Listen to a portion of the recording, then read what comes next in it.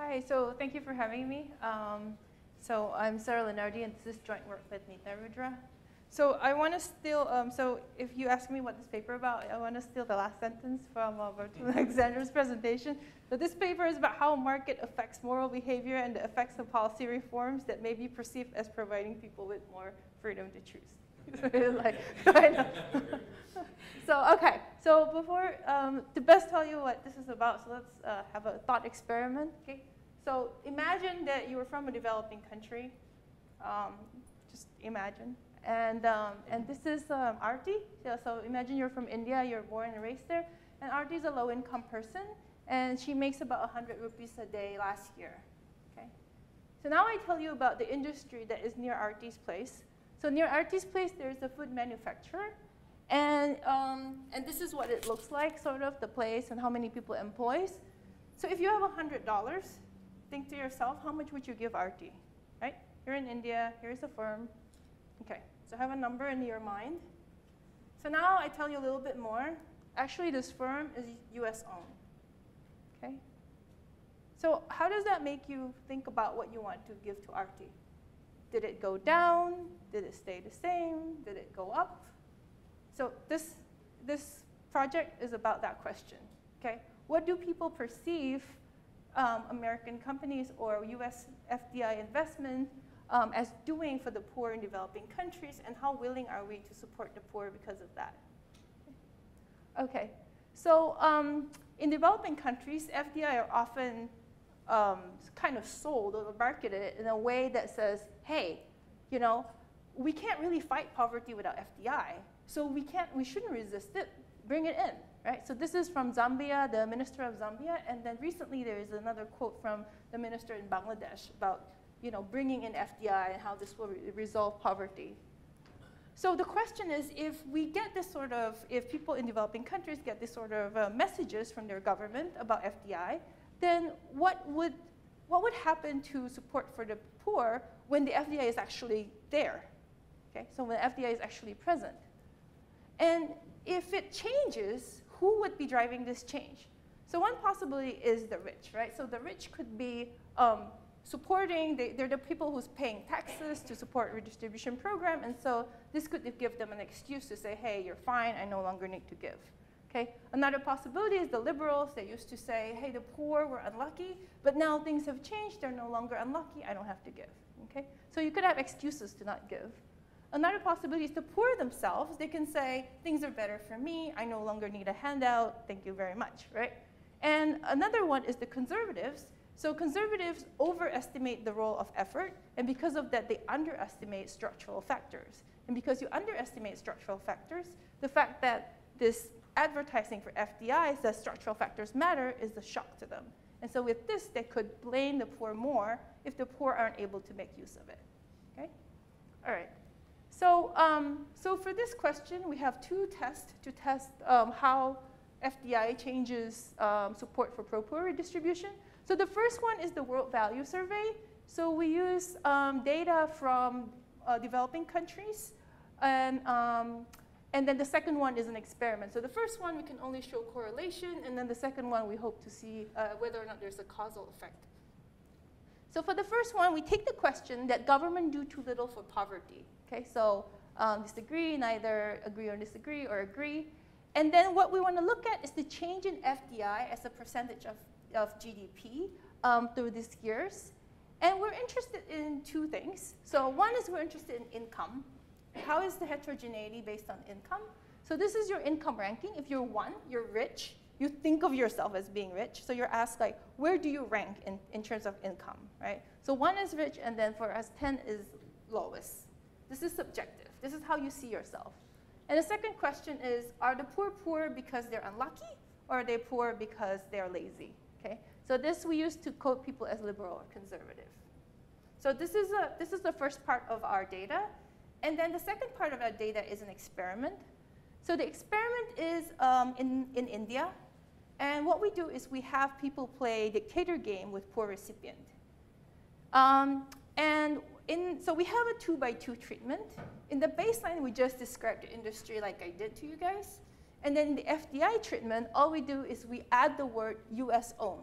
So we just say that the industry is US owned. All the description is the same, okay? And then we also vary the industry. In one, we have low skill, and in one, we have high skill. The reason is our hypothesis is that things, if this was due to the perception that the poor has more opportunity, it should be in the low skill sector, right? And you shouldn't see it in the high skill sector. Okay, so I'm gonna first show you the World Value Survey results. Okay, we have the same income and ideology question. So here's the World Value Survey results. So first, is there any correlation between an increase in FDI and people disagreeing that the government is doing too little for poverty? Yes, negative correlation, right? So more FDI as a percentage of GDP in a country, these are developing countries, the less likely people are to agree that the government is doing too little for poverty, okay? So now we're interacting it with income. So what you'll see here will be the highest income people, and then here is the lower income people, okay? So here are the richest.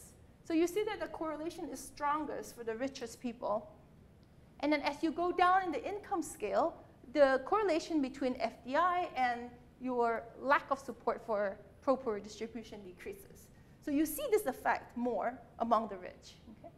And then now we're gonna relate it with liberal. So what you'll see here will be for conservative, and then what you'll see here would be the effect of FDI on liberals. So this is what you get. So here is the, so for conservative, there is a negative correlation between the increase in FDI and how you feel about, you know, the government should do more for poverty. And then for the liberals, it's the opposite direction, okay? And when we interact the two, what you get are rich conservatives here. So it's the most negative effect there, and then the rest of this are more positive, okay? So if I just take the marginal effects here, then what you get is this. So this is a 1% increase in FDI as a percentage of GDP translates to a 7% decrease in support for pro-poor distribution for upper income conservative. And you can sort of rank it all the way down, right? From the most decrease in support for the poor to a slight increase. Okay, so you can kind of rank it based on social classes. Now the question is this causal or is this just correlational? Like, can we actually show that this is due to FDI? Okay, so this is when we do our experiment.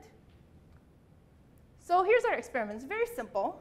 So our experiment is a dictator game, and we recruit dictators from, you know, just very common places where the middle income are, so workplaces, malls, social groups, universities.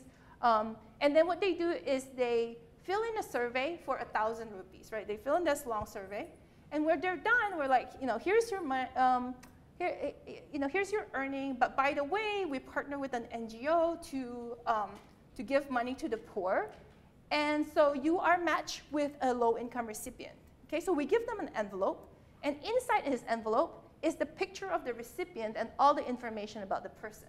Okay, and we do this so that the people know that they're paired with a real person. Okay, but we say, can you please don't open this till the end, because we didn't want discrimination to be, you know, kind of messing with the results, right? So they just hold this envelope, and this is the person they're going to give to. And we say, okay, so then these recipients are actually recruited by NGOs. They are NGO clients. So these people actually, like, all their information is verified. They actually do live near a US FDI in their area, right? So all the information is correct, but they just don't know about it, okay? So they just have a real person in their envelope. Okay, so the experiment is as follows. So first, as I say, the dictator takes the survey, gets money, and then is matched with the recipient, okay? And then we first ask them for an initial donation. The person you're matched with reside in, and we say a city name, Gurgaon, Hyderabad, some area in India. And then they made an average 100 rupees a day in 2012. How much do you want to give person A? Okay, so then they write down a number. Okay, and then we have them do some other activities. So, you know, we put some distance between this question.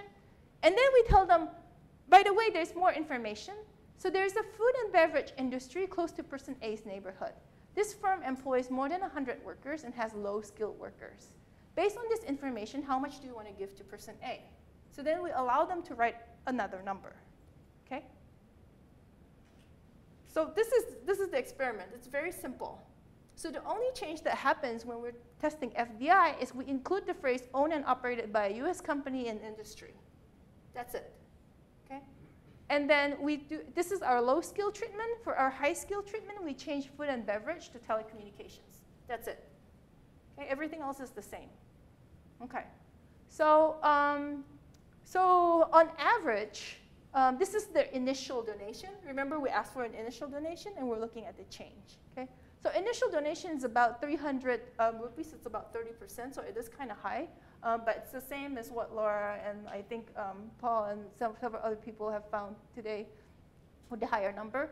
And then there's about 30%, 35% female. They're about 32 years old.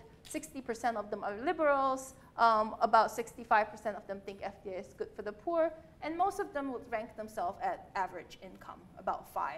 Okay? So now the question is, how do they change their giving when we tell them about the industry? Okay. So when we look overall, when we tell them about, we ask them to write another number, like how much do you want to give this person, you see the giving decreases, right? From their initial number, giving decreases. So this is throughout, okay? The question is, how does it decreases, right? How does the mention of FDI and how does the mention of the industry decreases this donation? So just an overview of the results. So what we find is the FDI framing reduced giving when the industry is low skill, but not when it's high skill. Okay. Another one is the impact of the low skill FDI in giving, if you rank it by social classes, looks exactly like the World Value Survey results. Okay, but it's noisier because we have fewer people. And the other one is, you can probably guess this from the previous presentation, the decrease comes from conservatives, right? Okay. So here is just the kernel, like a kernel density of the donation after the treatment. This is the changed donation, right? So they had an initial donation. This is the changed amount. So this is the low skill sector. You can see this one is the baseline. So this is the one when we did not mention US firm. And you can see there's a bump here at very low numbers, and there's like another bump here at 500-ish, and then there's a bump at like 1,000-ish, right? So this is very standard in dictator games. When we say US owned, see what happens here is that a lot of people give a little, okay? So you have a lot of people giving a little here, and this is what's driving down contribution. But when you say it's high skill, look at these two lines. They're basically on top of each other. Okay? So you talk about the US companies coming into India, and you're like, it's in telecom. People, you know, you get this sort of giving. It looks very, very similar. There's a bump here a little bit that increases giving. So when we ran the regression, we have a slight positive effect here, but this low one is very robust. So this is the giving, this is the effect of FDI on low skill. Okay? All right. So let's look at the impact. So this is our first result. FDI framing reduced giving if it's in low skill, but not in high skill. Okay? So second result, who reduces giving? Okay? Is it the rich? Is it the conservative? Is it the liberal? Is it the poor? Okay. So this is a regression that is almost exactly the same as the World Value Survey, right? So here we have the effect of FDI on donation to the poor. It's negative. This is for the slightly richer one. This is for conservatives, and these are for rich conservatives. So the largest number you see here comes from the rich conservative, similar to the World Value Survey results. So if we put them next to each other, you see here the number, the largest reduction coming from this class, and then as you go from upper income conservative to middle low conservative, upper income liberals to middle to low income liberals, you see this ranking, and the ranking sort of is similar with the experimental reduction. Okay. So here is a graph that sort of describes that result. So here are the poor liberals, and there's about 36% of our subjects identifies themselves as poor liberals, and you see here they're giving in the non-FDI treatment and in the FDI treatment, no difference, right? And then here you see the giving for people who identify as rich or their income is about 5, rich liberals. And again, the FDI treatment makes no difference. Okay? And then here you have conservatives, and these are the conservative poor. So they themselves identify as poor. But when you talk about FDI, you see this big drop. Okay? And then here are the conservative rich. And again, there's this big drop there. Okay? So there is little, it seems like ideology has a huge effect here, and income has only little effects. Okay? So yeah, there's about 21% of each of these other social classes. So if I take back the high skill, so I'm going to put together, this one was the low skill from the base and the FDI, and I'm going to now put together this result with the high skill results. So if I put together these 4 treatments, you see here, these are the high skill baseline, and this is the high skill FDI. And among the liberals, it's almost a flat line. You tell them all sorts of information about the poor. You say they live near the telecommunication industry. I give 300 rupees. They live near a telecommunications industry that's owned by the US. I give 300 rupees, right? They live near a food and manufacturing firm. 300 rupees for you, right? It's like a straight line, okay? But for the conservatives, look at how responsive they are to information, I mean, especially this. And then this drop is also big. So when you talk about a domestic industry, and you go from a low skill to a high skill, there's also a big drop there. Okay. When we split the subject by income, it's messy. So this is what it looks like. Okay, so it's pretty messy. There's a drop here, there's a drop here, and then there's a slight increase here. But basically, our primary finding is it seems that ideology is the main thing that mediates how people perceive the effect of macroeconomic shocks on the poor, okay? And not so much on the income. So it seems that as the market enters, the kind of polarization that you're going to get is going to be less on income base, but more based on ideology. Okay. And this was my result. So I'm just going to stop here, and yeah.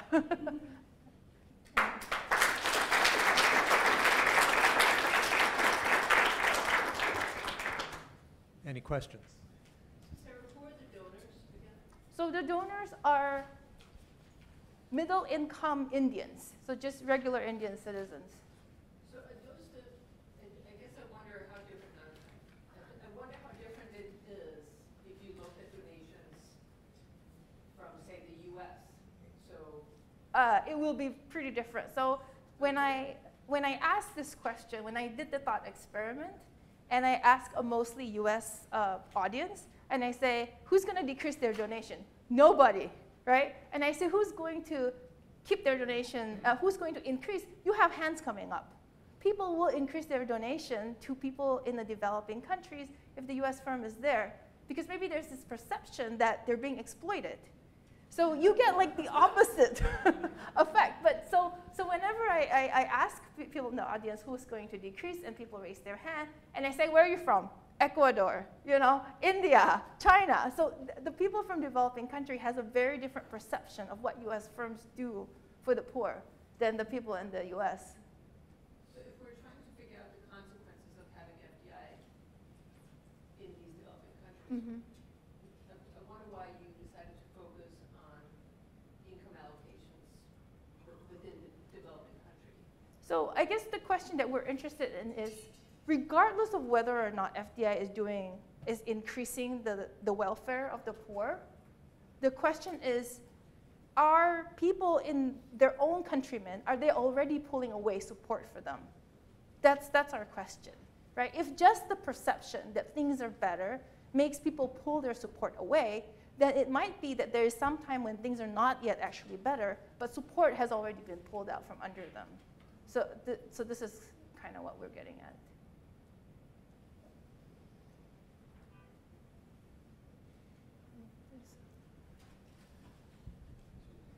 I think I got it right, but the recipient of the donation, the person who's poor, Yeah. They don't have to work for that company, the FDI that Nope. is in there. And Yeah. Is there an implication that they can't get a job there, or that the FDIs pay very low? Or I'm a little confused on on the connection between the recipient and these companies that are there. So what we're getting at is basically just the mere presence of these FDI firms in these, developing countries give people an impression of maybe choice, that they could work for them if they want to. Okay? So we only say that they're within their neighborhood. We don't say whether they work for them or not. It is left to the donor to infer these possibilities. So it might be giving them more opportunities. Exactly. So it could be real opportunities or not real, like you found. Mm-hmm. Did you have people ask, just as a real quick follow-up, did you have people who were participating in the experiment ask, oh, does the person work for the firm, or is it just in the neighborhood? Yeah, they ask us, and we say we don't know, because we actually don't know. The NGOs recruited people that live around there. We don't know if they work for them. So I'm thinking about the implication of this result. What would you suggest to the people who are doing the foreign direct investments and they do the FDIs? I guess one implication is that do it, but don't tell that you're doing it. Or it would be great if they invested and built these factories, but not like publicize it to such a great extent. If that's really what's happening, because we might be doing something bad, and negative consequences of the FDI in this way. I would say do it and keep your eye on the level of social safety net that is there, and make sure that it's not being pulled away just because people are assuming that the US firm is taking care of it. Because sometimes it's hard to not be known. So there's a question about, yeah? So I might be reading the graph wrong, but the y-axis is the number of rupees that people donate, right? Right. So why do conservatives give more to FDI low-skilled laborers relative to FDI high-skilled laborers? So this is the low skill, right? This is the low skill. The gray bar, so FDI low. And this is, so FDI, okay. So conservative give less here than this one. Right, I'm This is asking FDI. why conservatives give more to FDI high-skilled laborers relative to FDI low-skilled laborers. This is a mystery that we don't know as well. We found this quite mysterious. So one possibility is we looked at, so they have a self-rating, right? So we asked them, where do you think your income will be in 5 years, right? And what we find is that in the FDI high treatment, people self-rate themselves as having a more optimistic future. So I think in India, IT is like the wave of the future, right? And so I think for upper income it's especially big with the upper income. So I think the upper crust in India are benefiting from the telecommunications, from the high skill FDI. And because they project being wealthier, they're more generous. That's the only thing I can think of. So we should probably end the session because the next session is supposed to begin after a short break, moments from now. So we should thank the speakers and questions outside.